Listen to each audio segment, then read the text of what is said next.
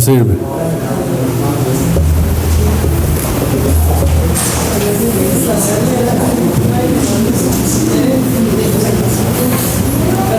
Sin ver, no importa. Yo te digo nada más.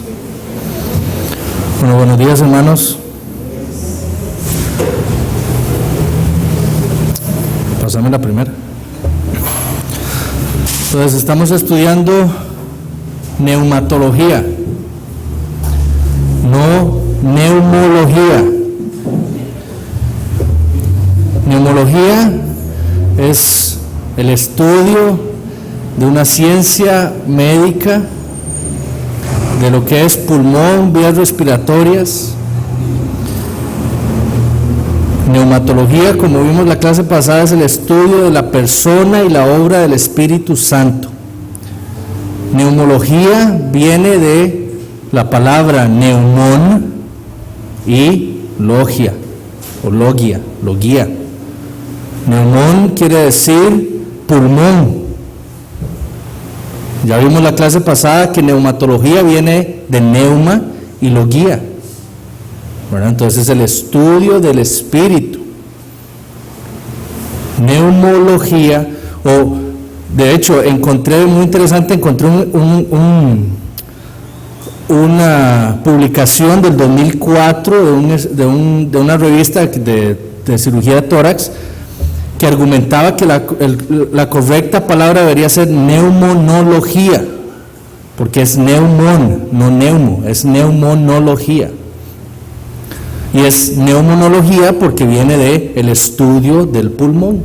Entonces nosotros estamos estudiando neumatología, no neumología o neumonología. La siguiente, por favor. Entonces, en el estudio de la clase anterior, nosotros pudimos ver claramente que la Biblia revela del Espíritu Santo que es una persona. Yo les citaba las palabras de George Smeaton, un teólogo del siglo XIX, que decía que era una falta de aptitud y capacidad exegética decir lo contrario. Yo recuerdo, y ahora le comentaba yo a don Olger, cuando nosotros vivíamos en Francia, que todos los sábados yo iba a lavar la ropa y a secar la ropa, y entonces yo llevaba mi Biblia donde uno llevaba a la lavandería. Entonces yo me sentaba a leer la Biblia y ahí pasan testigos de Jehová. Entonces un día me vieron ahí, entraron a la lavandería y me preguntaron por qué estaba leyendo yo la Biblia. Entonces ahí quedamos en que ellos me iban a visitar a mi casa. Cuando llegaron, ya obviamente yo me di cuenta, yo pensé que eran hermanos y resultaba eran testigos de Jehová. Entonces todos los viernes ellos iban a mi casa, y en una de esas reuniones salió la deidad del Espíritu Santo, y ellos me decían: no, el Espíritu Santo es una fuerza de Dios, no es una persona, no es Dios. Entonces yo los llevaba por los pasajes, o algunos pasajes que hablaban sobre la personalidad del Espíritu Santo, y ellos me decían: no, eso no es así. Entonces, una cosa es interpretar o querer interpretar un texto fielmente, y otra cosa es dejar que mis presuposiciones dominen la manera en que yo interpreto un texto. Y eso es por eso es que Smeaton decía: es una falta de aptitud y capacidad exegética decir que lo que dice el texto de la Biblia con respecto a la personalidad del Espíritu Santo es falso, porque la Biblia lo dice claramente: el Espíritu Santo es una persona. Entonces, si nosotros, como dijimos la clase pasada, afirmamos y demostramos que el Espíritu Santo es una persona, debido a lo que dice la Biblia de esa persona, no podemos concluir otra cosa, que esa persona no es otro que el Dios supremo. Si nosotros demostramos que el Espíritu Santo es una persona, lo que dice la Biblia de Él es que Él es Dios. No podemos decir menos. Y como cristianos ortodoxos, nosotros creemos en la Trinidad, que Dios es un Dios trino, es un Dios en tres personas. Esa divinidad está manifestada en tres personas: el Padre, el Hijo y el Espíritu Santo. Tres personas distintas. Eso es lo que nosotros creemos. Si Jesús no es Dios, el cristianismo es falso. Y si el Espíritu Santo no es Dios, el cristianismo es herético. No hay otra forma de verlo. Pasemos a la siguiente, por favor. Pero si Jesús y el Espíritu Santo son Dios, entonces debemos afirmar que toda doctrina y toda religión que niegue esto es una falsa secta. Es una secta, es una falsa religión. John Owen, el teólogo puritano del siglo XVII, escribió lo siguiente: todo el interés de Cristo está ahora comprometido con el Espíritu Santo. La voluntad de Dios es que el Espíritu sea exaltado en la iglesia y que la iglesia no sea ignorante con respecto a Él, como lo fueron los discípulos de Juan el Bautista en Éfeso. Por lo tanto, el pecado de detestar la persona y la obra del Espíritu Santo es tan perversa como la idolatría de la antigüedad y el rechazo de Jesús por parte de los judíos. Más claro no se puede decir. Pasemos a la siguiente.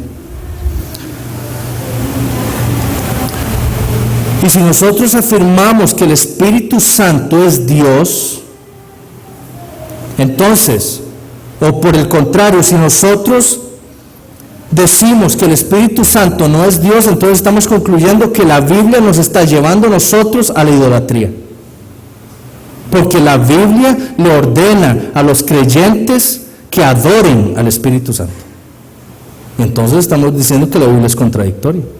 Pero la Biblia no es contradictoria. La Biblia dice que el Espíritu Santo es Dios, que es una persona y que nosotros, la iglesia, debemos adorarle. Eso es lo que dice la Biblia. Pasemos a la siguiente, por favor.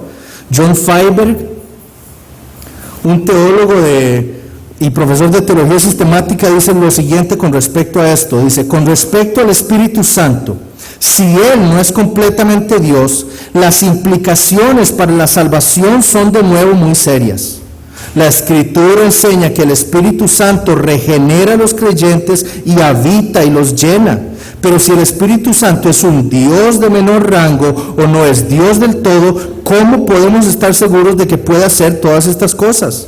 Además, a menos que sea igual en sustancia y propósito con el Padre y el Hijo, ¿qué garantiza que aunque Él intentara hacer tales cosas, que el Padre y el Hijo reconocerían sus acciones como apropiadas y se relacionarían con nosotros adecuadamente?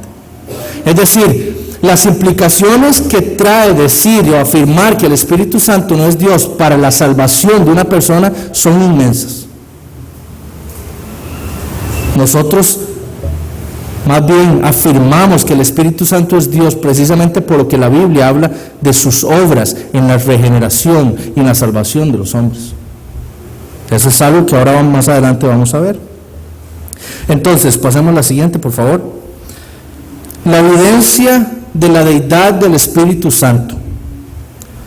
Las pruebas que evidencian la deidad del Espíritu Santo en las Escrituras son amplias.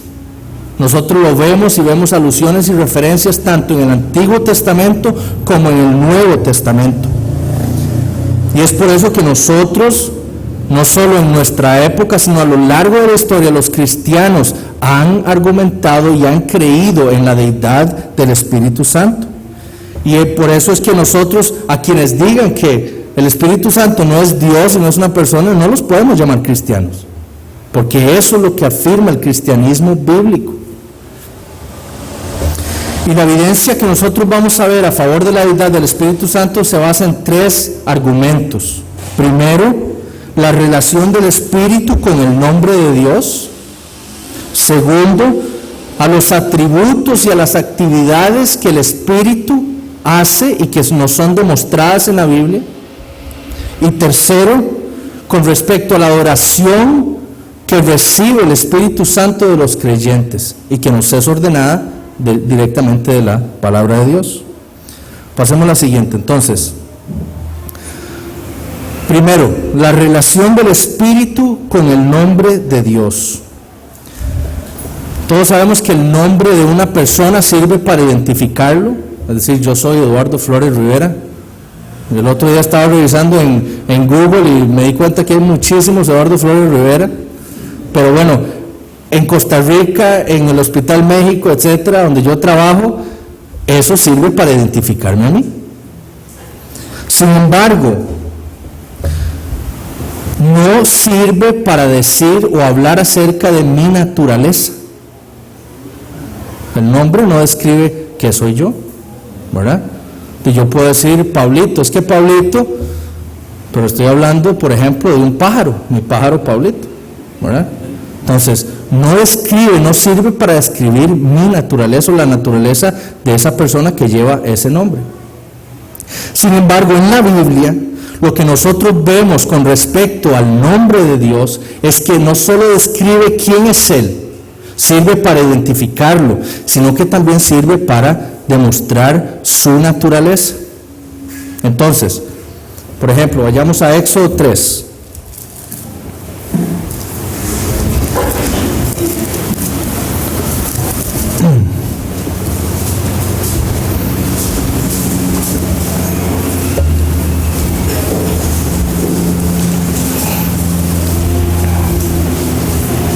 Éxodo 3, versículo 14, pasaje muy conocido para todos nosotros, dice: y respondió Dios a Moisés, yo soy el que soy.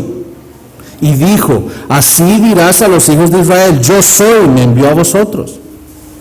Jehová, Yahvé, ese es el nombre de Dios, y no solo sirve para expresar o identificar al Dios único, sino que también sirve para identificar su naturaleza.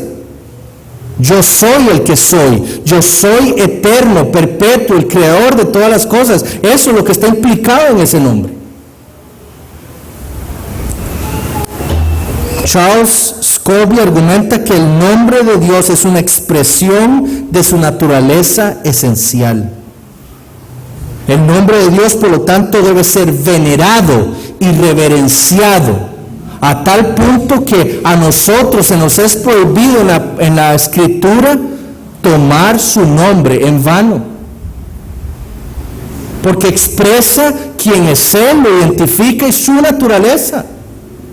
Entonces, andar diciendo Dios, Dios para todo es pecado, porque es tomar su nombre en vano, es el nombre que expresa quién es Él. Entonces, a pesar de que por muchos siglos los enemigos de la divinidad del Espíritu Santo retaban a la iglesia a afirmar que ¿dónde es que la Biblia dice que el Espíritu es Dios? Nosotros vemos su divinidad en el amplio uso de nombres divinos que se le dan al Espíritu Santo. Entonces, por ejemplo, Isaías 6.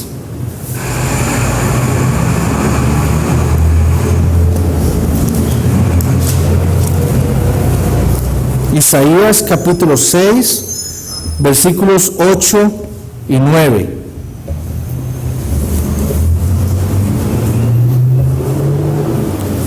Dice, después oí la voz del Señor, en el original ahí es Jehová, que decía, ¿a quién enviaré? ¿Y quién irá por nosotros? Entonces respondí yo, este es Isaías, heme aquí, envíame a mí. Y dijo, anda y di a este pueblo, y ahí sigue.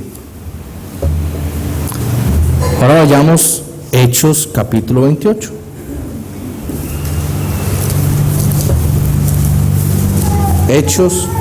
Hechos capítulo 28.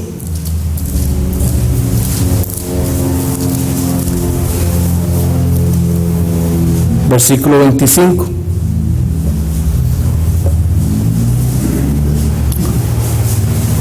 Este es Pablo, dice, y como no estuviesen de acuerdo entre sí, al retirarse les dijo Pablo esta palabra, bien habló el Espíritu Santo por medio del profeta Isaías a nuestros padres diciendo, ve a este pueblo y diles. ¿Quién dice Pablo que es Jehová que habló a Isaías? El Espíritu Santo. Entonces, Pablo le está diciendo que el Espíritu Santo es Jehová, quien le habló a Isaías y le habló a Israel por medio del profeta. Entonces, la Biblia le llama al Espíritu Santo Jehová. El mismo Pablo escribe en su epístola a los Corintios lo siguiente, 1 Corintios capítulo 3. Estamos demostrando que la Biblia le llama al Espíritu Santo Dios. 1 Corintios capítulo 3, versículos 16 y 17. Dice Pablo: ¿no sabéis que sois templo de Dios y que el Espíritu de Dios mora en vosotros?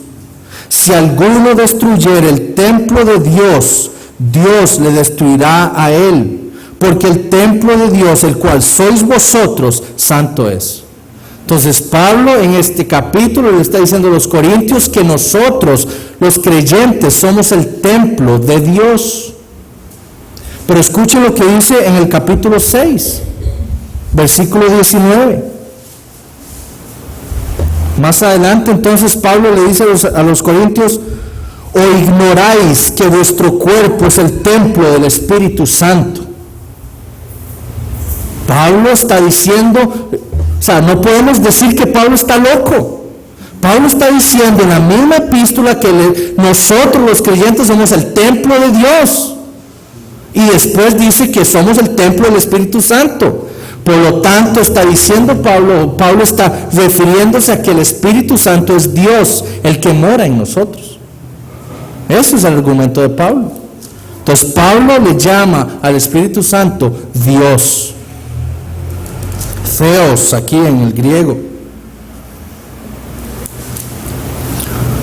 Nosotros no podemos pensar de estos pasajes, como intentan refutar los testigos de Jehová, que el Espíritu Santo, o algunas otras sectas, que el Espíritu Santo es un delegado, es decir, Dios le delega al Espíritu Santo que haga lo que hace, como si fuera algo inferior, una criatura o un Dios de menor rango, como decíamos al principio.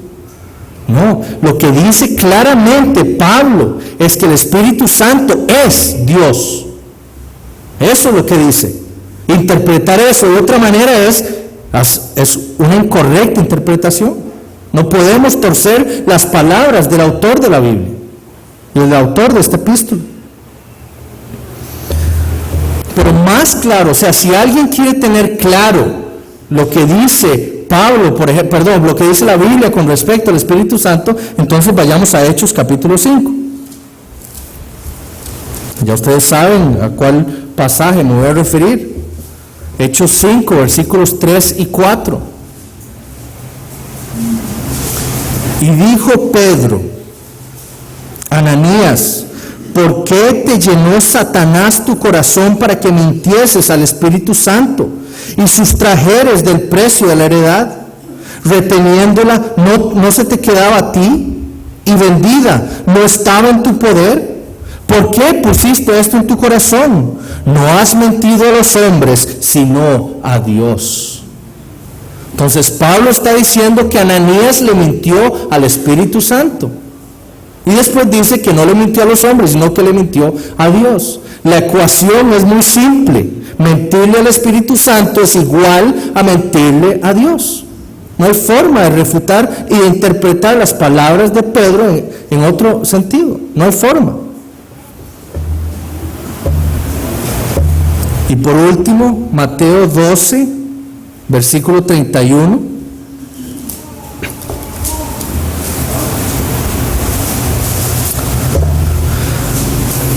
Este es Jesús hablando. Dice Jesús: por tanto os digo, todo pecado y blasfemia será perdonado a los hombres, mas la blasfemia contra el Espíritu no les será perdonada. Aquí tenemos evidencia de que el Espíritu Santo en la mente de Jesús es Dios.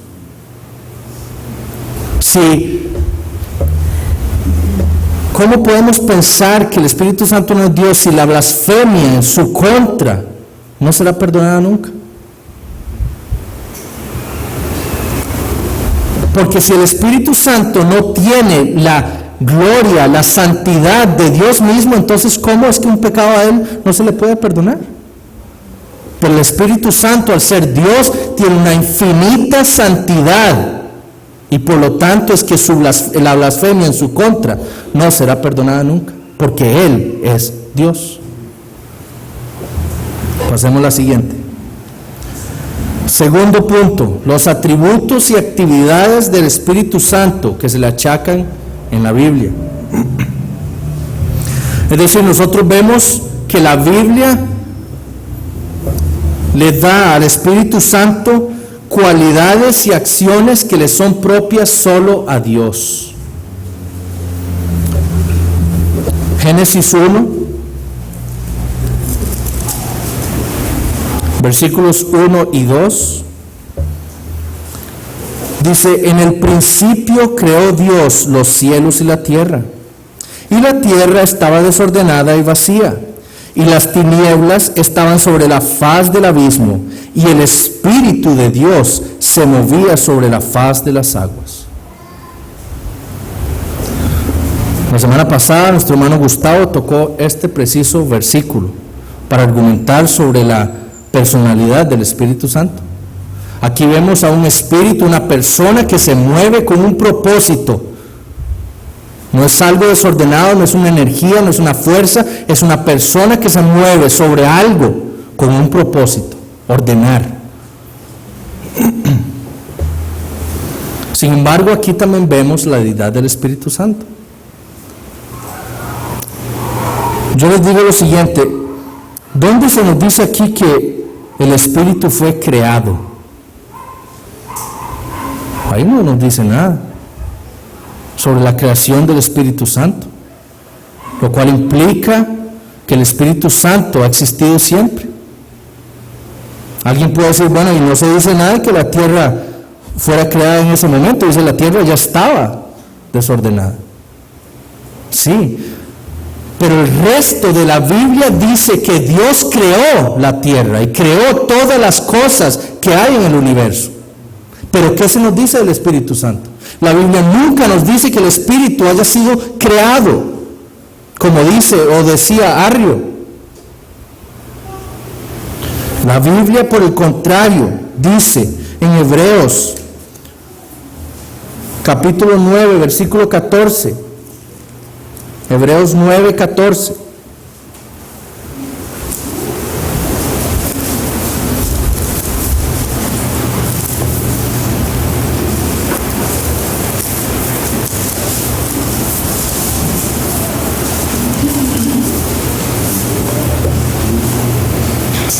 Cuanto más la sangre de Cristo, el cual mediante el Espíritu eterno, el Espíritu de Dios, el Espíritu Santo es eterno. Él no fue creado, Él no tiene principio ni tiene fin, porque Él es Dios. Cosa contraria a la que se nos dice acerca de la creación y la tierra. El Espíritu se movía desde el principio porque Él ha existido desde siempre como Dios que es.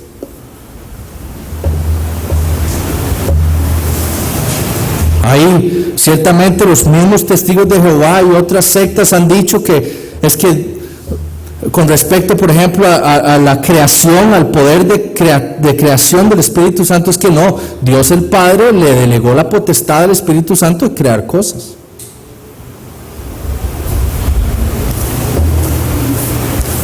Pero Isaías capítulo 40, versículos 12 al 18, casi que es como si Isaías estuviera mofando, burlando de cualquier persona que pensara tal tontería. Isaías 40, versículos 12 al 18 dice: ¿quién midió las aguas con el hueco de su mano y los cielos con su palmo? Con 3 dedos juntó el polvo de la tierra y pesó los montes con balanza y con pesas los collados. ¿Quién enseñó el Espíritu de Jehová o le aconsejó enseñándole? ¿A quién pidió consejo para ser avisado? ¿Quién le enseñó el camino del juicio? ¿O le enseñó ciencia? ¿O le mostró la senda de la prudencia? He aquí que las naciones le son como la gota de agua que cae del cubo, y como menudo polvo en las balanzas le son estimadas. He aquí que hace desaparecer las islas como polvo. Ni el Líbano bastará para el fuego, ni todos sus animales para el sacrificio. Como nada son todas las naciones delante de él, y en su comparación serán estimadas en menos que nada, y que lo que no es. ¿A qué pues seré semejante a Dios, o qué imagen le compondréis? Eso es lo que dice el profeta Isaías del Espíritu Santo. Él es Dios, el Creador, el que lo sabe todo.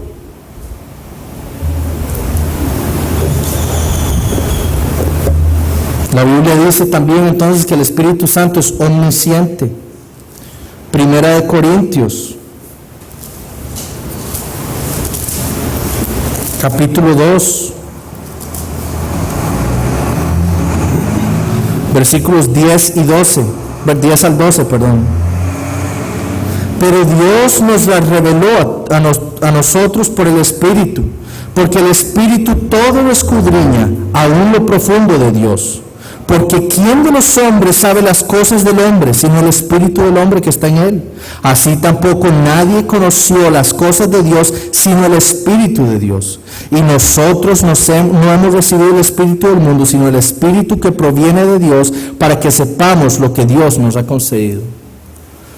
¿Quién puede decir que una criatura, un ser finito, con una mente finita, puede comprender la infinidad de Dios? Nadie. Cuando nosotros seamos glorificados, ni siquiera ahí podremos terminar de comprender a Dios. Por la eternidad, como dice John Piper tan emocionadamente, seguiremos escalando montañas y montañas y montañas de conocimiento de Dios y nunca terminaremos, porque Él es infinito. El Espíritu Santo conoce todas las cosas de Dios, porque Él es infinito, porque Él es Dios. El Espíritu Santo es omnipresente. Salmo 139.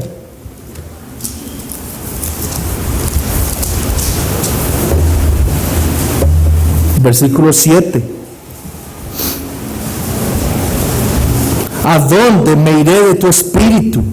¿Y a dónde huiré de tu presencia? Una criatura, si hay algo que caracteriza a una criatura, es que una criatura no puede estar en dos lugares en dos lugares en un mismo tiempo, ¿verdad? Solo Dios puede estar en todo lugar, a toda hora, porque Él es omnipresente. Pues es lo mismo que está afirmando el salmista. El Espíritu Santo es omnipresente. Él no puede irse a ningún lugar en la tierra a esconderse, porque ahí está el Espíritu de Dios, afirmando su omnipresencia. El Espíritu de Dios da vida. Juan capítulo 3, versículos 5 y 6. Respondió Jesús: de cierto te digo, que el que no naciere de agua y del Espíritu no puede entrar en el reino de Dios. Lo que es nacido de la carne, carne es, y lo que es nacido del Espíritu, Espíritu es. El Espíritu da vida. ¿Qué criatura, por más exaltada que sea, puede dar vida? Solo Dios puede dar vida. Y eso es algo que hace el Espíritu Santo. Romanos 8.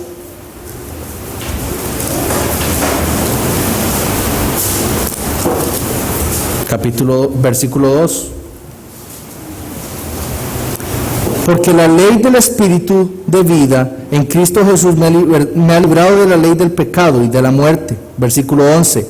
Y si el Espíritu de aquel que levantó de los muertos a Jesús mora en vosotros, el que levantó de los muertos a Cristo Jesús vivificará también vuestros cuerpos mortales por su Espíritu. El Espíritu fue quien levantó a Jesús de los muertos. Eso solo lo puede hacer Dios. Y eso es lo que nos dice la Biblia acerca del Espíritu Santo.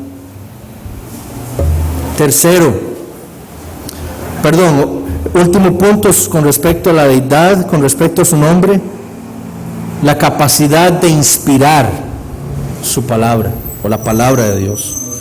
Segunda de Pedro, capítulo 1.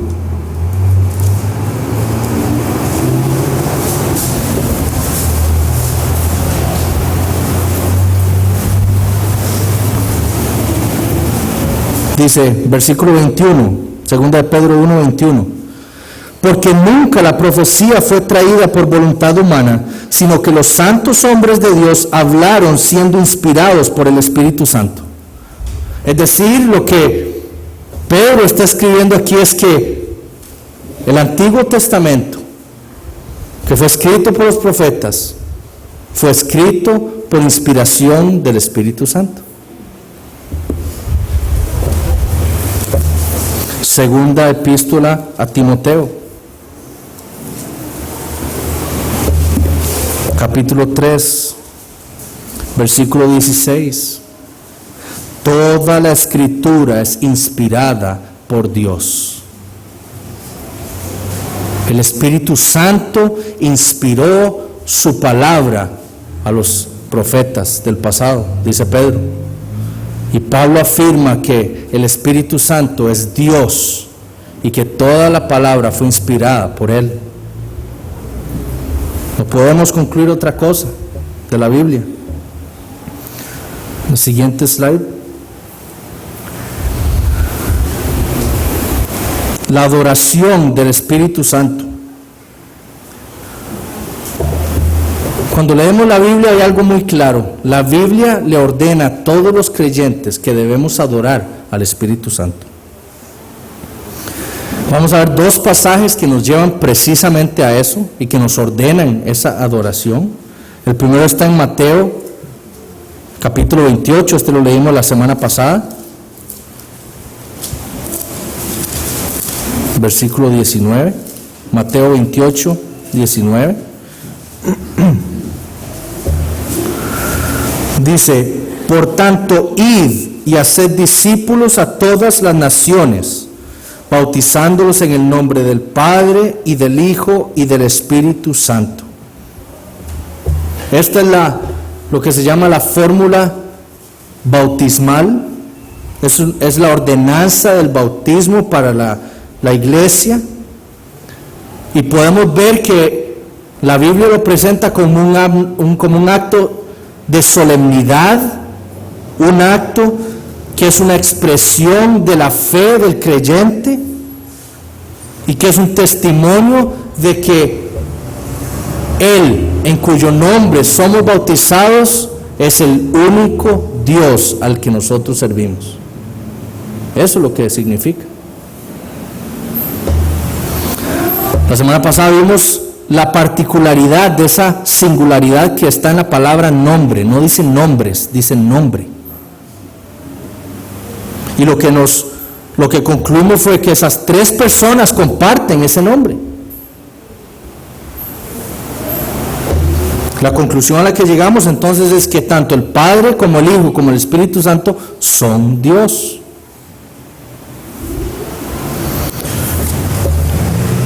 Como cualquiera puede decir, no, es que eso no es lo que yo creo, eso no es lo que dice ahí. O sea, sería ilógico pensar que Dios el Padre pudiera compartir su nombre con un profeta y con una energía. Sería ilógico que Cristo esté afirmando tal cosa. Eso sería una blasfemia. Pero Cristo dice que el Padre comparte su nombre con el Hijo y ambos comparten su nombre con el Espíritu Santo, porque los tres son Dios. Juan Calvino comentaba de este pasaje lo siguiente: por lo tanto, si por el bautismo somos iniciados en la fe y la adoración del único Dios, debemos por necesidad creer que aquel en cuyo nombre somos bautizados es el verdadero Dios. Y no puede caber duda que nuestro Salvador deseaba testificar por un solemne ensayo que la perfecta luz de fe es ahora exhibida cuando dijo, por tanto, id y haced discípulos a todas las naciones, bautizándolos en el nombre del Padre, del Hijo y del Espíritu Santo. Pues esta es la misma cosa que ser bautizado en el nombre del único Dios, que ha sido completamente manifestado en el Padre, el Hijo y el Espíritu. En 2 Corintios capítulo 13, versículo 14.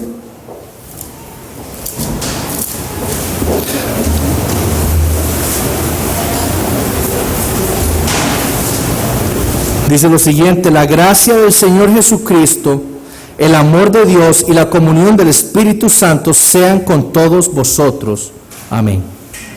Este pasaje es igual de irrefutable la idea que Pablo nos quiere dar a nosotros acerca de la deidad no solo del Hijo, sino del Espíritu Santo. A estas tres personas nos llama el apóstol a adorar. Debemos adorar al Padre, debemos adorar al Hijo y debemos adorar al Espíritu Santo, al único Dios verdadero. Siguiente slide. 2 Corintios 13, 14. 13. ¿Puse 3 ahí? Es 13, perdón. 2 Corintios 13, 14. Ese pasaje lo leímos también la vez pasada. Ahora, hay otra doctrina que cuando uno la estudia y la ve y la analiza, se da cuenta que sirve para enseñar acerca de la deidad del Espíritu Santo. Que no solo sirve, demuestra la deidad del Espíritu Santo. Eso no es algo que hemos enseñado, sino que se demuestra, la Biblia lo enseña y nosotros lo confirmamos como algo verdadero. Entonces, y se refiere a la doctrina de la procesión del Espíritu Santo.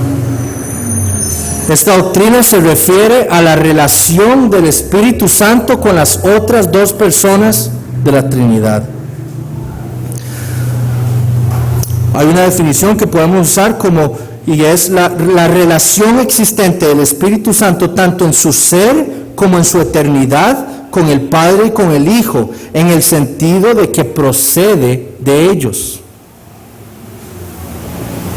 Luis Berkhoff, en su teología sistemática, dice, o la define de la siguiente manera: aquel eterno y necesario acto de la primera y segunda personas de la Trinidad, mediante el cual ellos, dentro del ser divino, se convierten en la base de la subsistencia personal del Espíritu Santo y ponen a la tercera persona en posesión de la plenitud de la divina esencia sin ninguna división, enajenación o cambio. Eso es algo complicado. Pero pregunta de examen es esta: ¿la procesión del Espíritu Santo se refiere a la relación del Espíritu Santo con el Padre y con el Hijo, en donde se demuestra que el Espíritu Santo procede tanto del Padre como del Hijo? Por ejemplo, la Biblia nos habla acerca de la relación que hay entre el Padre y el Hijo. Entonces, en Juan 3, versículo 16 y versículo 18, dice: porque de tal manera amó Dios al mundo, que ha dado a su Hijo unigénito, para que todo aquel que en Él cree no se pierda, mas tenga vida eterna. Lo mismo dice en el versículo 18. Ahora, aquí podríamos hablar algo sobre la palabra unigénito. En realidad, la palabra en el griego es monogenes o monogenes, que es dos palabras, es una palabra compuesta, mono, uno, y genes, que ahí es donde está la controversia, porque muchos pensaron que ese genes venía del verbo genao, que es engendrar, pero genes viene del término género. Y lo que Juan está escribiendo aquí es que Jesucristo es el único, está revelando la unicidad del Hijo, no que fue engendrado, sino en su unicidad, es único, como Él no hay nadie, monogenes. Pero es de esa relación entre el Padre y el Hijo no se nos habla del Espíritu Santo en la Biblia. Sin embargo, lo que sí afirma la Biblia es que el Espíritu procede del Padre. Entonces, Juan 15,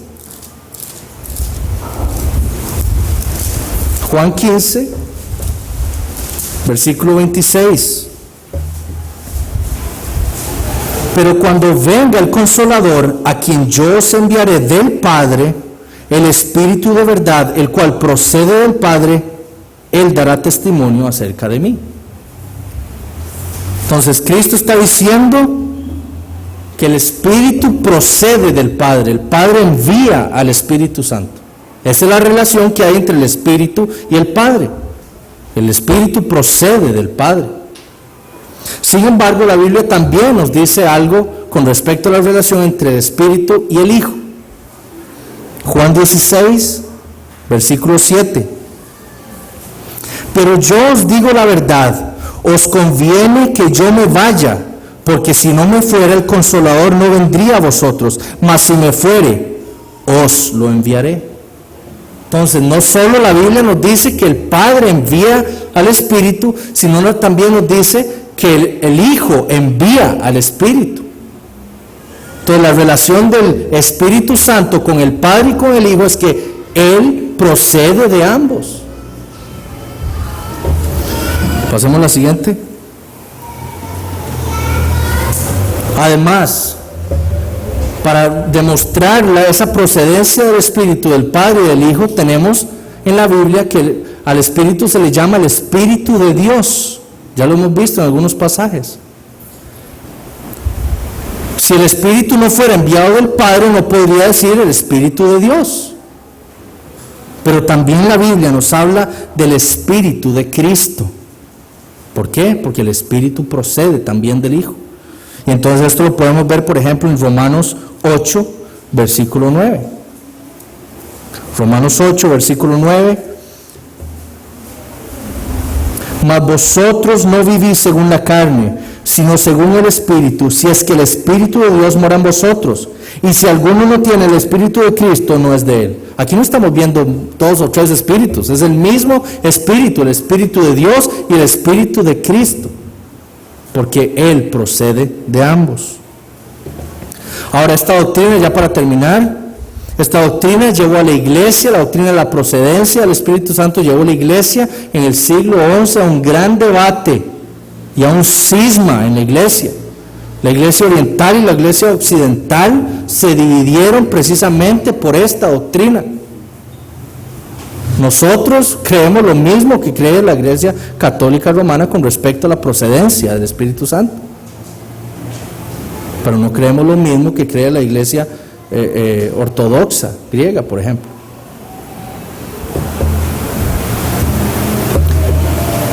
Entonces,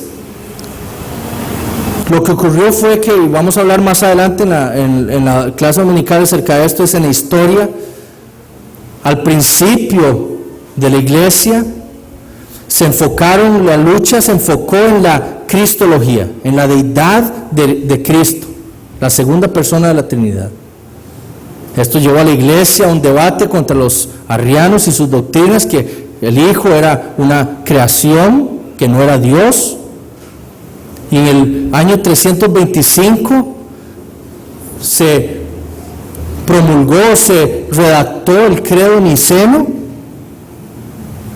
en donde afirmaba que el Hijo era Dios. Sin embargo, en ese credo lo único que se escribió, pasemos a la siguiente, yo creo que ahí sigue. Lo único que se escribió en ese año con respecto al Espíritu Santo es: creemos en el Espíritu Santo. ¿Por qué? Porque la controversia no era con la deidad del Espíritu Santo, sino con la cristología, con la deidad del Hijo. Entonces solo se puso y creemos en el Espíritu Santo. Sin embargo, poco a poco iba surgiendo los ataques contra la deidad y personalidad del Espíritu Santo. Entonces, en el año 381 se modifica el credo niceno en Constantinopla y se le agrega: creemos en el Espíritu Santo, Señor y dador de vida, quien procede del Padre. Señor y dador de vida, ese es Dios, que procede del Padre. Pero unos años más tarde, en el Concilio de Toledo, en el año 397 después de Cristo, se agrega, una vez estudiado la doctrina de la procedencia, se le agrega a ese credo lo siguiente: creemos en un solo Dios verdadero, Padre, Hijo y Espíritu Santo. Creemos en el Espíritu Santo, Señor y dador de vida, quien procede del Padre y del Hijo. filioque. Eso vino a dar la controversia filioque, es decir, el debate que yo les decía al principio, en donde unos decían que el Espíritu Santo solo procede del Padre y no del Hijo. Pero la Iglesia Occidental decía, no, el Espíritu Santo procede del Padre y del Hijo. La Iglesia Oriental lo que decía, seguía las enseñanzas de Ireneo, que Ireneo decía, Dios el Padre, en un lado estaba el Hijo y en el otro lado estaba el Espíritu Santo, como si el Espíritu Santo y el Hijo fueran los dos brazos de Dios, del Padre. Los tres eran Dios, pero el Espíritu Santo solo procedía del Padre. Y el Hijo era el unigénito del Padre. La Iglesia Occidental seguía las enseñanzas agustinianas de que el Padre y el Hijo, el Espíritu procedía tanto del Padre como del Hijo. Ahora, ¿qué importancia tenía esto? Porque lo que pasó fue que la Iglesia Occidental vio el peligro de negar la procedencia del Espíritu Santo del Hijo también. ¿Cómo? Porque si el Espíritu Santo no procede del Hijo, quiere decir que puede haber alguien que diga que un pecador puede llegar al Padre sin el mediador. ¿Por qué? Solo procede del Padre. Entonces quiere decir que el Espíritu Santo puede llevar a un pecador al Padre sin tener que pasar por Cristo, el mediador. Entonces la Iglesia Occidental vio ese peligro y dijo, no, la Biblia enseña que el Espíritu Santo procede tanto del Padre como del Hijo. Y solo hay un camino para que un hombre pueda llegar al Padre, y es a través del Hijo. Entonces, viendo ese peligro, la Iglesia Occidental se afirmó y dijo, eso es así. El Espíritu Santo procede del Padre y del Hijo. Y hubo un cisma en la Iglesia, y se dividió hasta ahora.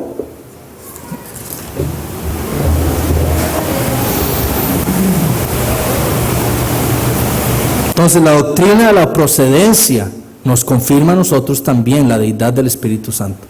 Porque si el Espíritu es el Espíritu de Dios y es el Espíritu de Cristo, quiere decir que Él es Dios. Y obviamente, como dijimos en la clase pasada, una vez que hemos demostrado la personalidad del Espíritu Santo, no queda otra que afirmar su deidad. ¿Alguna pregunta? Alex. Primero es que preferir esa palabra procedencia. Que procesión, sí. Claro. Es que hay un versículo que yo creo que nos sirve mucho para saber esto. El Espíritu del Padre no es el Espíritu del Hijo, porque a veces la gente, digamos, en el otro versículo de Romanos que dice 8, ¿no? que no tiene el Espíritu de Dios. Pero hay uno más que dice el apóstol Pedro que dice escudriñando, está hablando de los profetas, y dice escudriñando qué persona y en qué tiempo indicaba el Espíritu de Cristo que estaba en ellos. Ya, vemos que en el Antiguo Testamento el Espíritu Santo ahora se refiere aquí el Espíritu de Cristo que estaba en los profetas. Entonces vemos que es del Padre y del Hijo. Y del Hijo, por supuesto. Además, Gálatas 4:6 no lo leímos, pero Gálatas 4:6 dice, y por cuanto sois hijos, Dios envió a vuestros corazones el Espíritu de su Hijo, el cual clama, Abba Padre. Es el Espíritu del Hijo también. Segunda de Corintios 3:16 dice, porque el Señor es el Espíritu, y donde está el Espíritu del Señor hay libertad. Amén.